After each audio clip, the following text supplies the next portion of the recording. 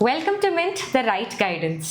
आज की वीडियो में हम ये देखेंगे RBI grade B officers right examination आने वाला है जून जुलाई में 2026 का। तो इसका एक proper study plan which will help you crack the examination. ठीक है, तो हम इस वीडियो में डिटेल में डिस्कस करेंगे कि कैसे हम सब्जेक्ट के लिए अलॉट कर सकते हैं टाइम, कितने हफ्तों में हम ये कंप्लीट कर सकते हैं सिलेबस। ज़्यादा टाइम नहीं अभी पढ़ने के लिए, तो इतने छोटे टाइम में हम कैसे ये एग्जाम क्रैक कर सकते हैं, इसका स्टडी प्लान लेके आए हैं। चलिए वीडियो शुरू करते हैं। So first let's divide the study plan into 4 weeks.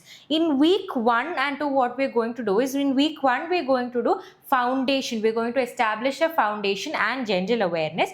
What we're going to do as a task, we're going to cover the last 6 months of banking and financial news. So we're going to cover the last 6 months of news related to banking and finance, and we're going to study a few other things. We're going to study a few foundational things like syllogism, inequalities, data interpretation basics. All of those are very easy and base formatting things that you can study at that level. Then there is week 2 where you will be focusing on speed and accuracy, which is very important to crack this exam since you'll have sectional timing also. So that is something you have to focus on. So in that what we'll focus on is our puzzles, seating arrangement and speed math. So we're going to focus on doing math in a very timed manner. We're going to look at quadratic equations, number series, etc., which are very important parts of the syllabus, and we're going to practice at least one reading comprehension on a daily basis so that you have that practice that will help you crack this exam. Alright, तो हमने देख लिया कि first week में क्या करेंगे, second week में क्या करेंगे। अब हम देखते हैं थर्ड वीक में हम कैसे पढ़ेंगे। थर्ड वीक में फेज 2 इंटीग्रेशन करेंगे हम लोग। इसमें हम 20% टाइम ESI यानी कि इकोनॉमिक एंड सोशल इश्यूज को डिवोट किया जाएगा। सो 20% टाइम आपका इकोनॉमिक एंड सोशल इशू को डिवोट किया जाएगा।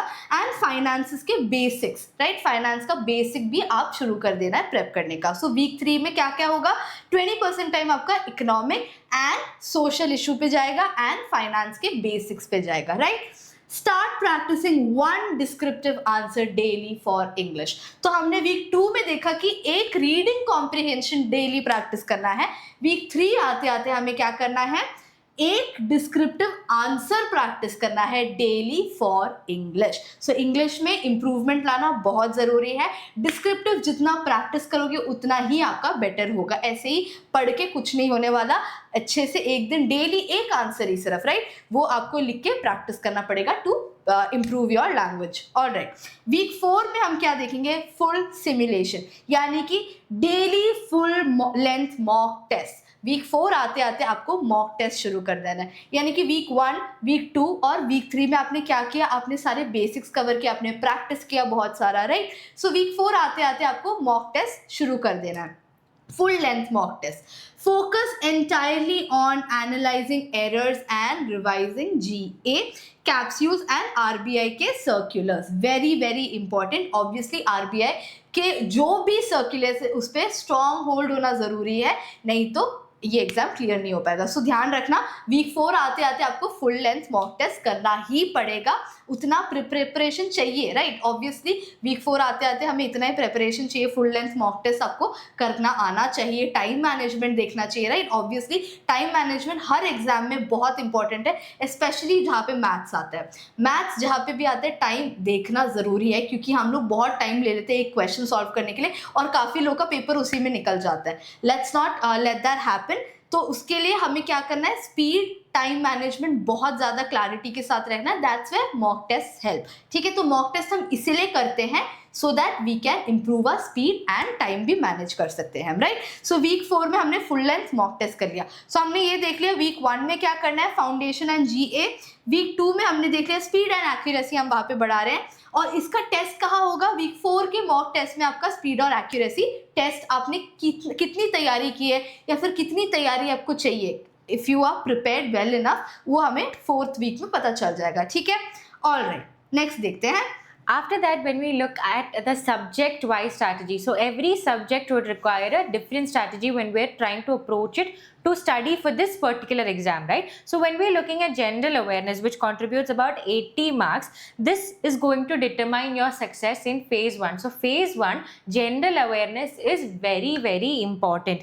for what you need to do to approach this subject, what you need to do is to consult the RBI circulars, and you have to read the last 6 to 12 months of the notifications and reports from the official RBI website. So RBI is conducting the exam, right? So their source is going to be their own circulars and their own website. So you have to read from the original source, because that is where you can expect the questions from. And then another thing that you have to focus on, very important, is government schemes. What you have to focus on is union budget highlights, the economic survey, and social welfare programs. Example, you can do things like PM Kisan or PMJJBY. All of these are very important schemes that are going to be very useful if you study for the exam. So don't just go through it in detail, because details are being asked in the exam.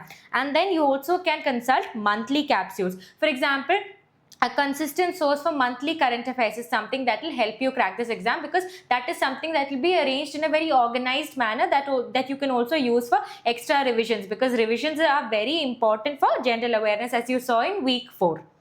अब देखते हैं quantitative aptitude and reasoning, जिसके 30 to 60, 30 plus 60 marks, ठीक है।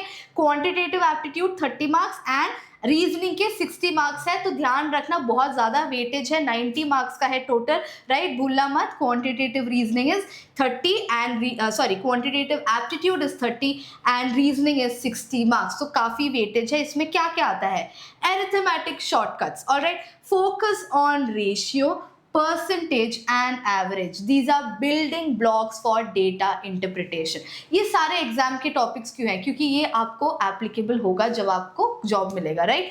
तो इसीलिए आपको इन सब का होल्ड होना, यानी कि मैथ्स के स्पेशली रेशियो, परसेंटेज और एवरेजेस, राइट, इस कॉन्सेप्ट का आपको प्रॉपर आइडिया होना चाहिए। यू हैव टू बी क्या कहते हैं, स्ट्रांग होना चाहिए आपका ये फील्ड में, राइट? क्यों? क्योंकि डेटा इंटरप्रिटेशन में बहुत काम आता है और ये आपकी जॉब का बेस है, right?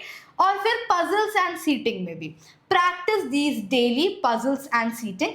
In exam, learn to identify trap puzzles that consume too much time. So trap puzzle अगर आपने देखा होगा सिलेबस में बहुत टाइम लेता है, तो टाइम मैनेजमेंट आप यहाँ पे सीखोगे कि कैसे पजल्स सॉल्व करना है। बट पजल सॉल्व करना ही नहीं है, उसके साथ साथ टाइम भी देखना है, टाइम के अंदर सॉल्व करना है पजल्स, सो दैट आपका एग्जाम कंप्लीट हो जाए टाइम पे, right? Logic over calculations. Use elimination methods and shortcut techniques for series and quadratic equations to save time for tougher questions, right? तो आपको shortcut techniques for series and quadratic equations को सीखना पड़ेगा, shortcut method. क्यों? क्योंकि tough questions के लिए time save होगा। तो हम यहाँ पे क्या सीख रहे हैं? टाइम मैनेज करना सीख रहे हैं, क्योंकि काफ़ी लेंदी क्वेश्चंस आएंगे, उसमें बहुत टाइम जाएगा कैलकुलेशंस में, राइट? तो वो सब कट करना सिखाता है आपको टेक्निक्स, राइट? तो इसमें भी आपको प्रैक्टिस की ज़रूरत है। जितने आप सॉल्व करोगे सम्स, उतने ही आप बेहतरीन होगे क्वेश्चन सॉल्व करने में, राइट? सो हमने अब देख लिया क्वान्टिटेटिव एप्टीट्यूड एंड रीजनिंग के लिए हमें कितना टाइम, सो इंडिविजुअली डिपेंड करता है, राइट? अब आपने देख लिया कि अगर आपका क्वांटिटेटिव और एप्टीट्यूड और रीजनिंग आपका अच्छा है, तो आप उसमें कम टाइम देके, प्रैक्टिस तो करना ही पड़ेगा फिर भी, बट उसमें कम टाइम देके you can devote your time for another portion जहाँ पे आप थोड़ा सा वीक फील कर रहे हो, ठीक है? तो इतना हमने देख लिया। नेक्स्ट देखते हैं क्या है फेज 3, फेज 2 में क्या है, थर्ड है ये। Alright. So when we saw for week 3, we saw that we need to integrate phase 2, which is going to be ESI, finance and management.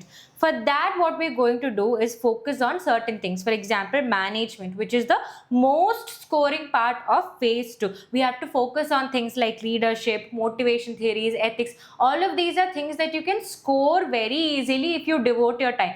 So even within a subject, what you need to do is you need to prioritize topics that are going to give you marks. So even if a topic is tough, you have to prioritize which is the topic that is giving you the most marks and focus on that topic. You should not ignore the other topics, but you should focus on topics that are giving you more marks.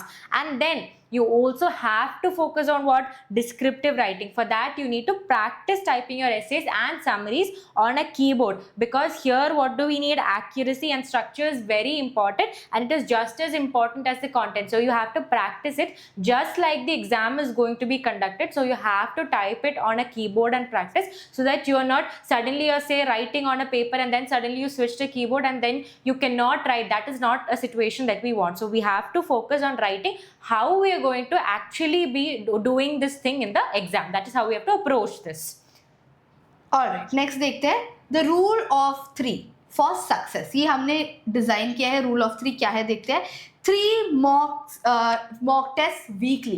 तो आपको 3 mock test, start with 3 full length mocks to identify your weak spots. हम जब पूरा exam paper solve करने बैठते हैं ना, तभी हमें पता चलता है कि हमें कहाँ लैग कर रहे हैं, हमें कौन से पोर्शन के लिए और प्रिपरेशन की ज़रूरत है, राइट. सो ऐसे चीज़ों के लिए, ऐसे चीज़ें फाइंड आउट करने के लिए हमें मॉक टेस्ट देना बहुत ज़रूरी है. सो फॉर दैट रीज़न 3 मॉक्स करना बेशक ज़रूरी समझ लो. 3 मॉक टेस्ट हर हफ्ते, एक हफ्ते में 3 मॉक टेस्ट आपको करना ही है, so that you can identify आपको कहाँ पे प्रॉब्लम हो रहा है, कहाँ पे आपको और प्रिपरेशन की ज़रूरत है, राइट. फिर 3 sources max. Avoid resource overload, यानी कि ऐसे काफ़ी सारे बुक से पढ़ के आपका आपको भी कंफ्यूजन हो सकता है. तो ये कह रहे हैं कि 3 सोर्सेज, मतलब 3 जगह से 3 बुक्स को आप रिलाई करें, उनमें से ही पढ़े, वो थरली पढ़े. ऐसा नहीं है कि 10-15 बुक्स खरीद ली और उसमें कुछ भी नहीं पढ़ पा रहे हो, राइट. ऐसा भी होता है कि ज़्यादा पढ़ने से, मतलब ज़्यादा बुक्स होने से ज़्यादा पढ़ाई नहीं होती है, राइट. तो 3 अच्छे बुक्स डिसाइड करिए जो भी आपको सूट करता है, जो भी आपको कंफर्टेबल लगता है. ऑब्वियसली सब कुछ ऑनलाइन अवेलेबल है. तो 3 सोर्सेज कहाँ से आप पढ़ाई करना चाहते हैं वो डिसाइड करें और थॉरली वो बुक्स को कंप्लीट करें, फिनिश करें. Alright. Avoid resource overload. Stick to 1 core textbook, RBI website and news magazine. So आपको इन तीनों में से एक textbook, RBI website, obviously आपको RBI वेबसाइट तो देखना ही पड़ेगा, जो भी सर्कुलर्स वगैरह आते हैं, एंड 1 न्यूज़ मैगजीन पे भी आप स्टिक करेंगे तो आप अच्छे से थॉरली सब कुछ कवर कर सकते हैं, right. 3 layers of revision. Revise your notes daily. अगर आप नोट्स लिख रहे हैं, मतलब नोट्स तो बनाना बहुत ज़रूरी है, अगर आप नोट्स बना रहे हैं तो उसको रिवाइज करना बहुत ज़रूरी है. 15 मिनट्स देना रिविजन के लिए, राइट. एक जस्ट क्या कहते हैं, जो भी आपने पढ़ा है फाइनल रिवीजन एक बार ही कर लेना ताकि वो दिमाग में छप जाए, राइट. वीकली 2 घंटा, वीक में जो भी पढ़ाई की है आपने वो पूरा 2 घंटे में रिवाइज करना है आपको, राइट. जो भी पढ़ाई की है, ताकि आपको आप रिकलेक्ट कर सकते हैं कि आपने वीक में क्या क्या पढ़ाई किया. ऐसे भूलने के चांसेस कम रहते हैं, right. You can not forget easily कि आपने जो भी पढ़ा है. एंड मंथली एक फुल डे रिविजन के लिए रखना है. मंथली एक फुल डे रिविजन के लिए रखना है ताकि एक महीने का कॉन्सेप्ट आप पूरा एक दिन में बैठ के रिवाइज करें तो आप भूलने के चांसेस कम होते हैं, राइट. तो ये थे 3 रूल ऑफ 3, यानी कि 3 mock test weekly, 3 sources maximum and 3 layers of revision आपको करना ही होगा. इजीली निकल जाएगा, क्योंकि अगर आपके पास एप्टीट्यूड, अगर आप मोटिवेशन है, डिटर्मिनेशन है, सब कुछ है, तो आराम से क्रैक होगा. बहुत प्रेस्टिजियस एग्जाम है, राइट. तो So this was the entire study plan. So we've given it to you in a very detailed way, how to structure it according to the different weeks. All of that has been given to you in a detailed way. How to approach each subject also has been given to you, and we've given a key to success also, a 3-way formula that you can use for passing the exam as well. So all of this has been composed in a very, very comprehensive video for you. So in case you want to see more videos like this, if you want to see more videos regarding SSC, RRB, banking, etc., don't forget to subscribe to our channel and definitely like this video. So thank you so much to everyone for watching this video. Hopefully it was helpful to you all. thank you.